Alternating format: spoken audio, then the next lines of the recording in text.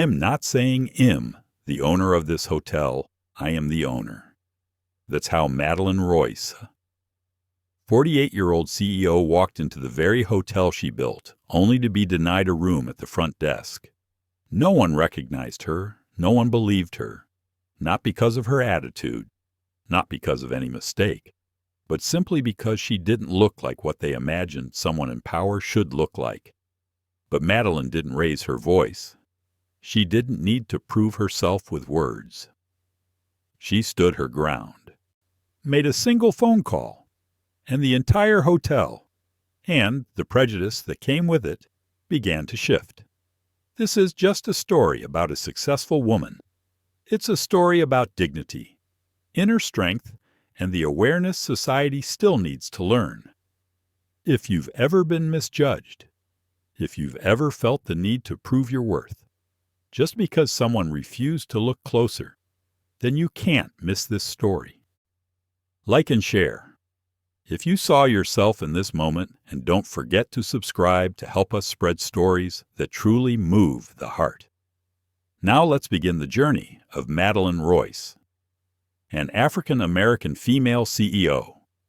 48 years old, walked into the grand lobby of the luxury hotel she had built with her own hands and vision. She didn't ask for anything extravagant, no welcome party, no red carpet, just a quiet room to rest before the board meeting. She planned to attend online the following morning. But when Madeline Royce stepped through the glass revolving doors of the Halewood Royale Hotel in the city of Evermont, things did not go as she expected. She entered with a calm demeanor, making no effort to draw attention. Her loafers made no sound. Her neatly tailored trousers didn't stand out, and her ash blue silk blouse was both elegant and understated. A fabric cross-body bag hung over her shoulder. No assistant accompanied her. No entourage, just her looking like any ordinary guest or someone trying to be. Behind the front desk was a young woman chewing on a pen cap, typing noisily on the keyboard with brightly colored fake nails. She looked up and offered a polite smile, the kind usually reserved for people you're about to turn away. "Checking in, the girl?" asked Madeline, smiled politely. "Yes, I have a reservation under the name Royce Madeline." The girl's fingers flew across the keyboard, then stopped. Her brow furrowed. "I don't see any reservation under that name." "That's all right," Madeline said calmly. "There's always a room reserved for me here." Sorry, Mom." The receptionist's tone began to shift. "We're fully booked tonight. Only confirmed reservations are allowed to stay." The smile on Madeline's face didn't fade, but the air in the lobby suddenly grew heavier.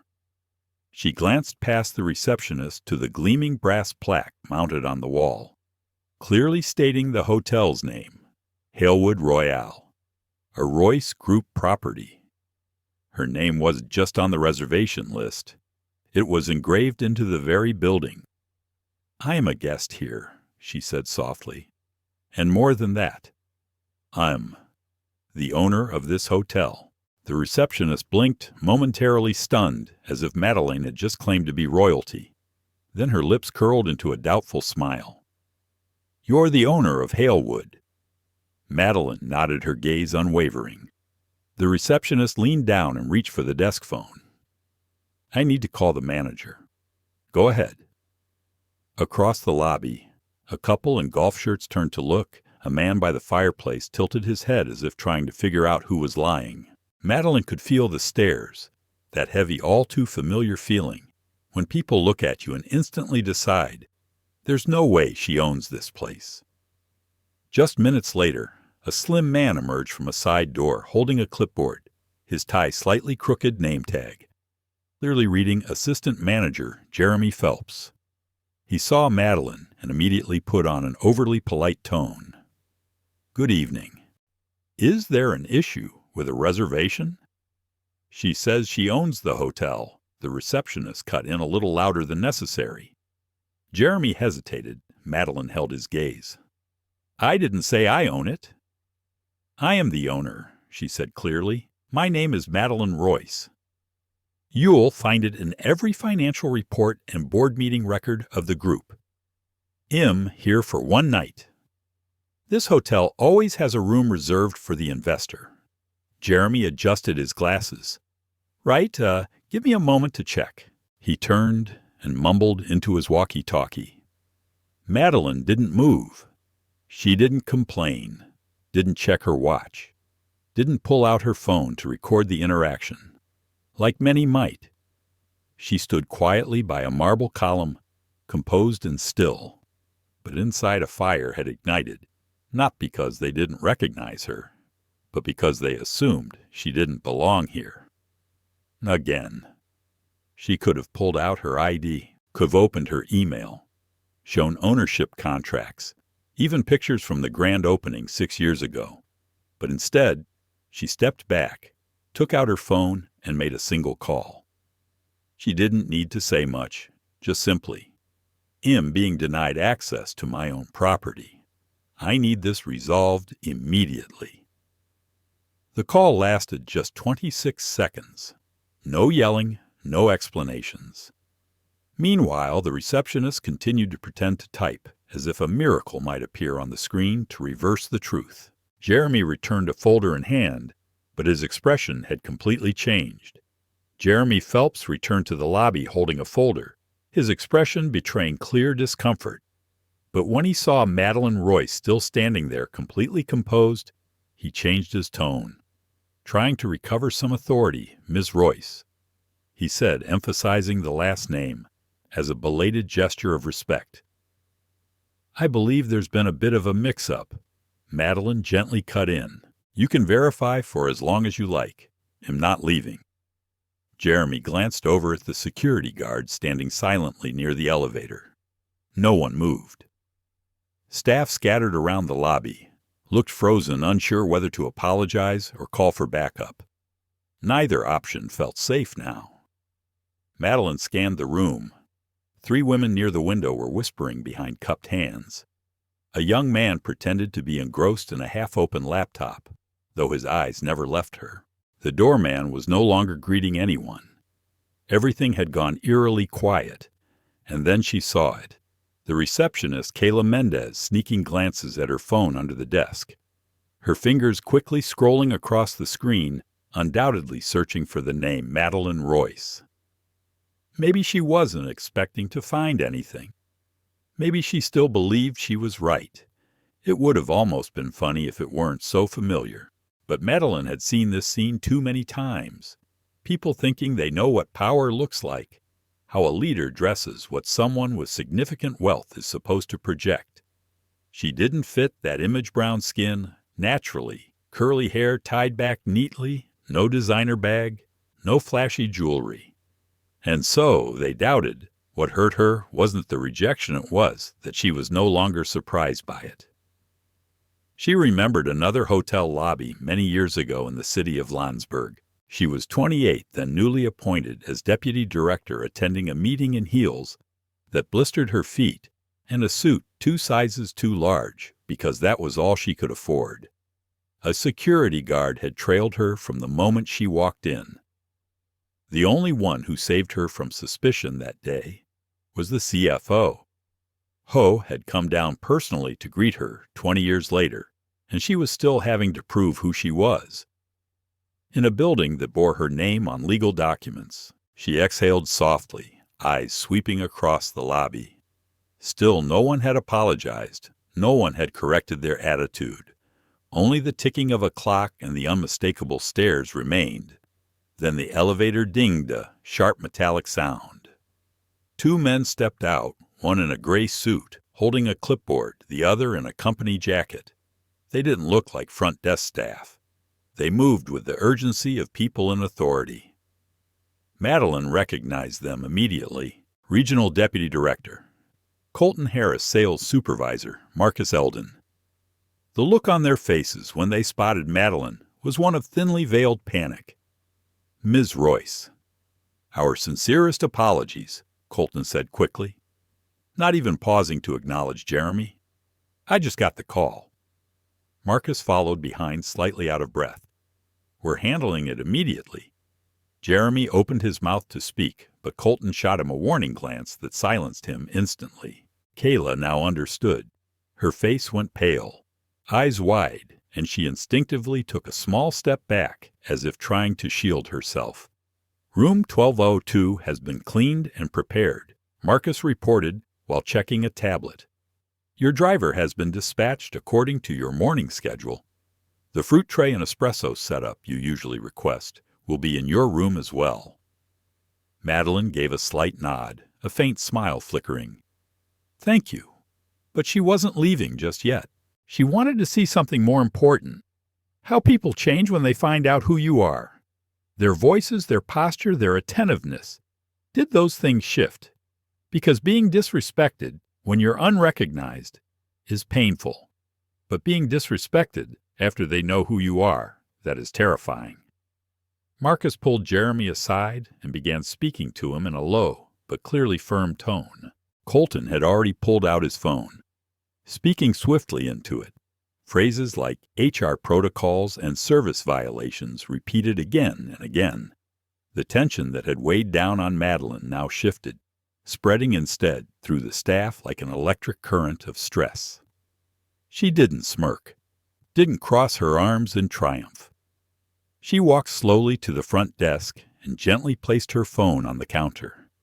I'll take the 12th floor, she said evenly. Keep the arrangement as planned. Send someone up to inspect the room. Kayla opened her mouth as if to say something, but no words came. Madeline didn't wait. She turned to Colton. Am I officially checked in yet? Just completed, he replied, flipping through the clipboard. You will receive 2 room keys and a formal incident report in the elevator, and the rest. Colton nodded. We've issued a system-wide notice. The internal audit team has been mobilized. All current staff will undergo retraining on reception protocol. Disciplinary actions begin tonight. Madeline Royce's gaze flicked briefly toward Kayla, the receptionist now nervously biting the inside of her cheek. Her acrylic nails still tapped against the countertop, but the rhythm had changed. No longer carefree, now filled with unease. I'd like to speak with her privately, Madeline said evenly, without emotion. Colton Harris cleared his throat gently. Yes, Mom, someone from HR will be present. Marcus Eldon looked like he was about to add something, but Madeline raised a hand slightly. I will speak with her as well, but not now. After I've rested, she took the 2 key cards, nodded quietly, and walked toward the elevator. A few heads turned, some whispered. Others just silently watched. No one dared say anything to her. The elevator doors closed. In the final sliver of space before they shut, Madeline could still see Jeremy Phelps standing stiffly behind the front desk, sweat forming at his brow. The 12th floor was quiet.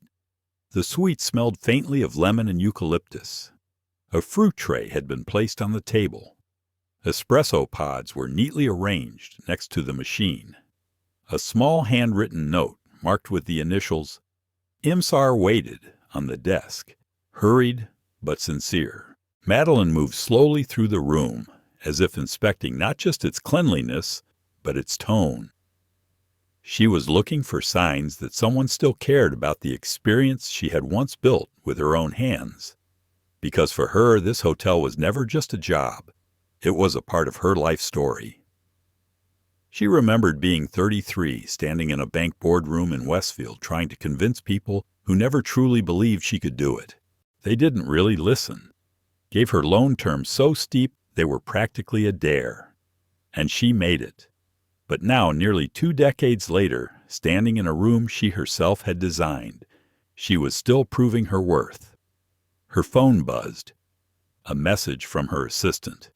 Everything is in motion. Do you want to go public? Madeline sat on the edge of the bed, hands resting on her thighs, eyes gazing into the distance. She could make this go viral. One post would spark a firestorm. One interview, and the press would write its own headlines. But she didn't need outrage. She wasn't seeking revenge. What she needed was respect, something far too long, tied to assumptions instead of truth.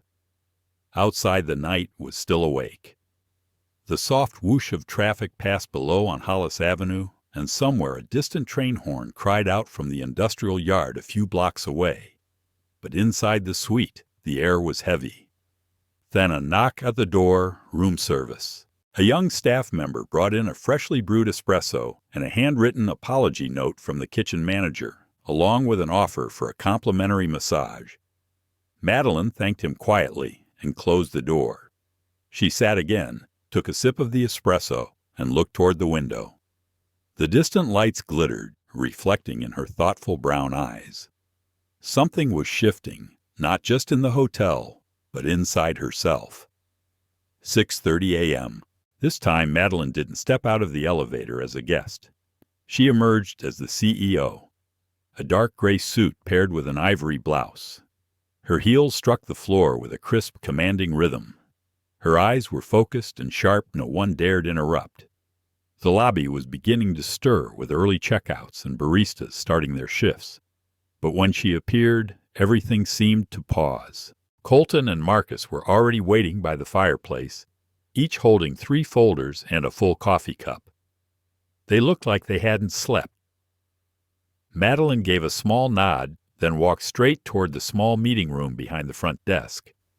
Colton and Marcus followed immediately. Inside the room, Jeremy Phelps, Kayla Mendez, and an unfamiliar woman sat upright. The woman introduced herself briefly, Clara from HR at corporate headquarters. Clara's notebook was already open. Madeline didn't sit. She stood at the head of the table, arms crossed. No one spoke first. The silence was thick. At last, Madeline broke it. Would anyone like to share what happened last night from their perspective? Kayla stared down. Jeremy cleared his throat, but couldn't find any words.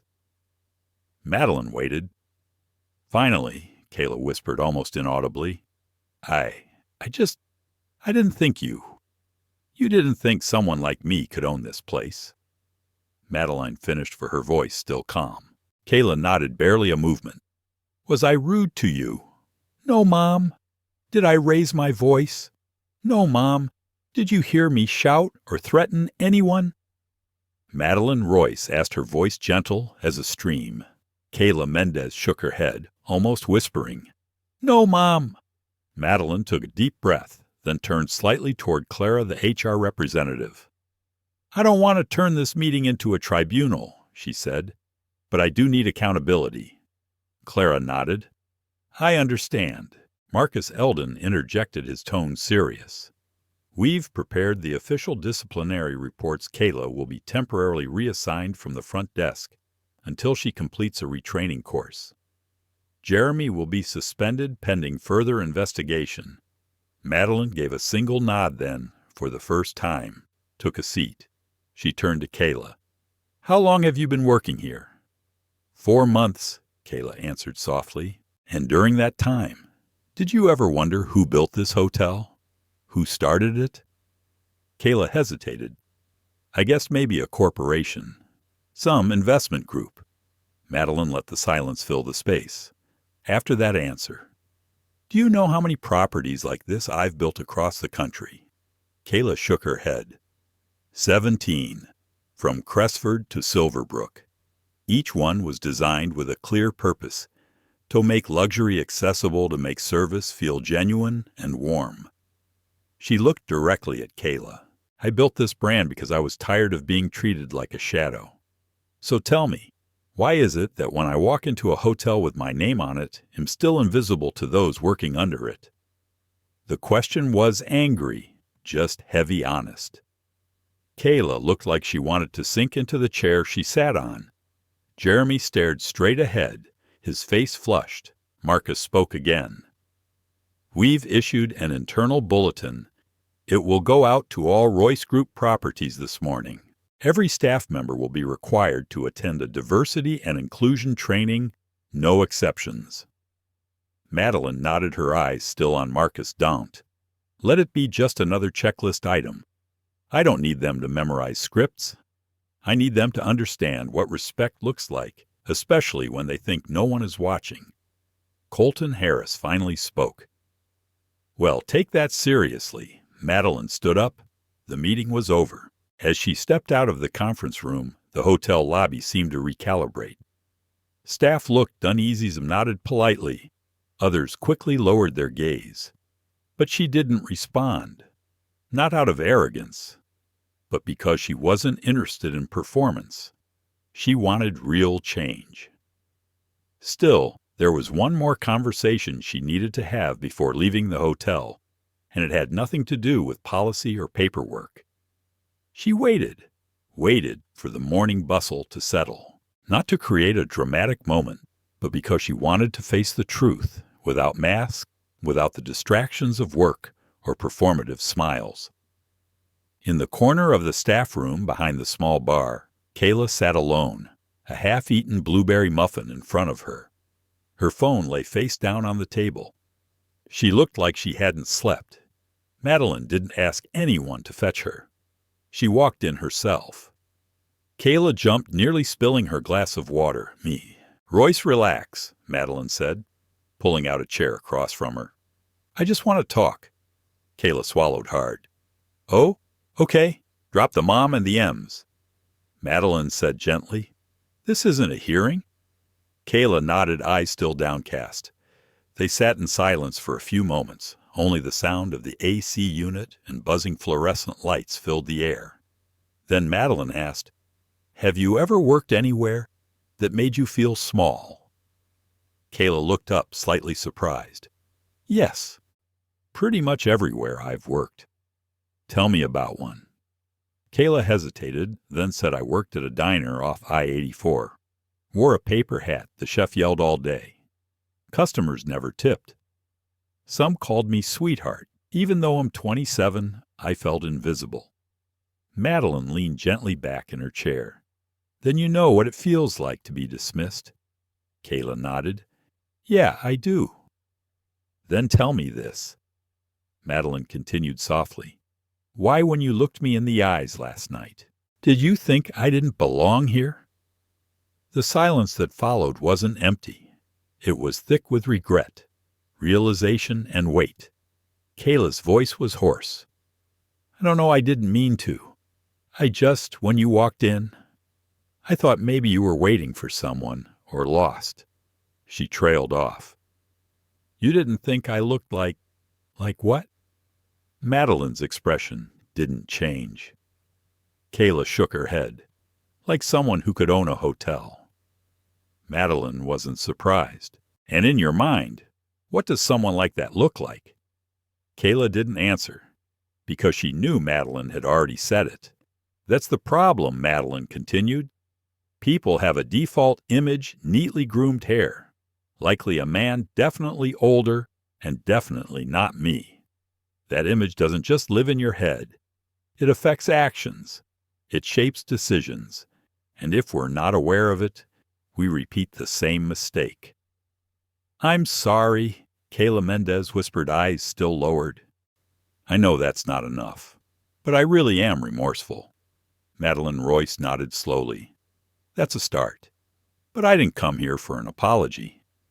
She leaned forward, her gaze no longer that of a boss, but of someone who had lived through it. "I came because I want you to see me, not as a superior, not as a cautionary tale, but as a human being." Kayla looked slightly confused. "I used to be you," Madeline continued. "I started as a front desk receptionist. I was mistaken for the cleaning staff so many times. I lost count, called sweetheart or darlin', like I wasn't the one keeping the whole hotel running." She paused, and every time I had to choose, speak up or let it go.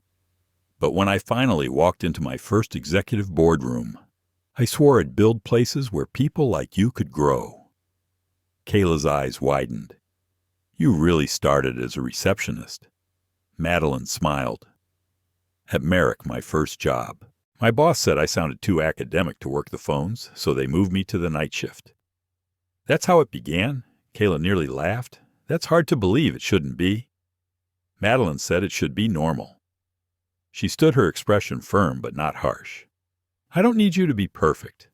But I need you to be aware. Every guest who walks through that door, old or young, dressed up or dressed down, deserves respect. If you start from there, you'll never need to make up for another night. Like last night, Kayla stood to. Thank you for speaking with me. I really appreciate it. Madeline nodded once more, then left the staff break room. But as the door closed behind her, she felt lighter, because what needed to be said had finally reached the place it needed to land. By mid-morning, the rhythm at Halewood Royale had returned to normal, at least on the surface. Guests wheeled suitcases across the polished tile, coffee cups clinked softly at the bar. A small family asked about the local zoo. The world kept turning, as it always does. But inside the management office, the atmosphere was entirely different. Colton Harris stood by the window watching a valet carefully move a car in front of the main entrance. Marcus Eldon tapped gently on his laptop, drafting the final internal memo. Clara, the HR rep, reviewed new hiring protocols with a focused, steely look. And at the center of it all, Madeline was reading a stack of performance review files, each one marked for reassessment. She wasn't angry. She was clear. I didn't come here to punish, she said softly, turning a page. I came to prevent this from happening again. Marcus looked up. We're revising the interview process for front desk staff. Not just for technical skills, but for empathy and unconscious bias awareness, too. Good, Madeline replied, tapping her pen on the table. Add me to the random site audit schedule next quarter. I'll be visiting properties unannounced, just like I did here. Colton raised a brow. You mean like a secret shopper? Not secret, Madeline said. Just anonymous. Until I decide not to be. Marcus chuckled softly. They'll keep a few folks on edge. Good. Madeline replied. Let them feel it. Because the real work doesn't come with a heads up. She stood sliding the review files into her bag. Launch the new training program by next Friday. And add real storytelling modules. I want staff reading real guest experiences, not fake scripts. It has to be in human language. Colton nodded. Understood. Madeline left the office, heading back toward the lobby. She paused by the reception desk where a new staff member had taken over the shift. This one greeted her with a warm, respectful smile, as if they knew she wasn't just a woman in a suit passing through. She nodded in return, then scanned the room. Everything seemed calm, but she could feel it, the smallest cracks beginning to form in old habits. And that's where real change begins, not with press releases, not with public apologies, but with quiet, repeated corrections until they become part of every action. Up on the 12th floor, the door to the suite was still ajar. Housekeeping had just finished. The lemon scent lingered, as did the crispness of freshly changed sheets. Madeline's bag was neatly packed. Her laptop rested squarely on the desk charger coiled. Everything was perfect except for one thing, a folded note on the bedside table. She opened it. Miss Royce, thank you for your grace. I'll try to be a better person. Kayla. No envelope.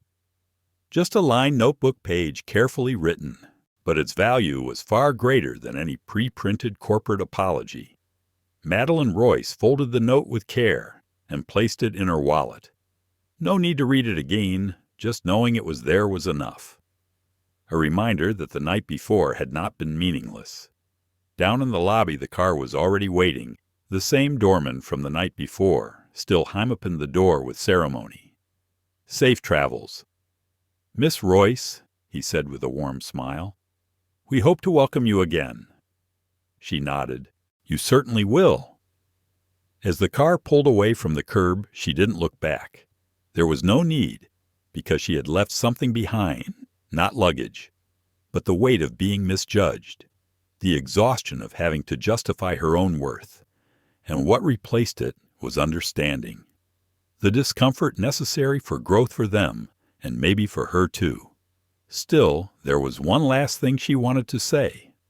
Not to the hotel, not to the staff, but to anyone who's ever had to stand in a room and prove they belonged there. The ride to the airport was quiet. No small talk from the driver, no music, just the steady hum of tires on the road and occasionally the click of a turn signal. Madeline sat in the back seat, one hand resting on her handbag, the other holding Kayla's folded note. She didn't reread it, but she felt it, like a reminder, a small, undeniable sign that something had changed. She looked out the window. Rows of red brick buildings, corner gas stations, old repair shops and bakeries, everything passed by. This wasn't where she had planned to be this week, but maybe it was exactly where she needed to be. Not for work, not for a board meeting, but for a conversation. Because the truth is, things like this no longer shocked her. She wasn't angry when it happened, just tired of it happening again. Tired that worth was still measured by assumptions. Tired of being categorized after just one glance without a single question. Tired of having to say the words that should go without saying. Yes, this is my property. Yes, I built it. Yes, I belong here. But she wasn't bitter, and that's what many people don't understand. She didn't carry resentment. She carried memory. And memory, if used well, can become strength. When the airport sign appeared ahead, she thought of her younger self again. The night shift receptionist's cheap shoes, stiff uniform, no makeup, no recognition. Just one thing, the belief that one day she would build something no one could take from her, and she had done it. But buildings alone aren't enough. Because even with 17 locations and an entire executive team reporting to her, there would still be people who looked at her and only saw someone who wasn't enough. So what do you do when the world refuses to see you? You see yourself clearly, unapologetically, and you walk in. You stand tall, you speak plainly. You don't ask for permission. You move, as if the door was always meant for you. The car stopped. Madeline stepped out, grabbed her luggage, and nodded her thanks to the driver. No more words were needed. Inside the airport, the world moved fast. Coffee cups and hand roller bags gliding over polished stone. Overhead announcements echoed from the speakers. Madeline moved quietly, almost blending into the crowd of strangers. But inside her chest, something had softened, lightened, as if she had turned a painful moment into a mirror, and mirrors don't lie. Mirrors reflect the truth. She hoped Kayla would grow from this. She hoped Jeremy would learn something. She hoped Marcus and Colton would keep the promises they made in that meeting room. But if they didn't, she would still stand. Because dignity isn't something others give you. It's something you never surrender. And for anyone reading, listening, who's ever been dismissed, doubted, treated as if they didn't matter, sometimes you don't need to speak loudly to be heard. You just need to walk into the room, stand in your worth, and let others feel it, in the way you stand, the way you speak, the way you refuse to bow your head. Madeline Royce didn't come to reclaim her dignity. She came to remind an entire system that respect doesn't come from appearance. It comes from knowing exactly who you are. And if there's one thing you take away from this story, let it be quiet pride, unshakable courage, and the kind of change that starts with something small but genuine. Have you ever experienced something like Madeline's story? Share your experience in the comments, because your words today might become someone's strength tomorrow. If this story moved you, help us spread it. Hit like, share it with someone who needs to hear it, and subscribe, so you never miss more stories that speak to the heart. Thank you for listening. We'll see you in the next video.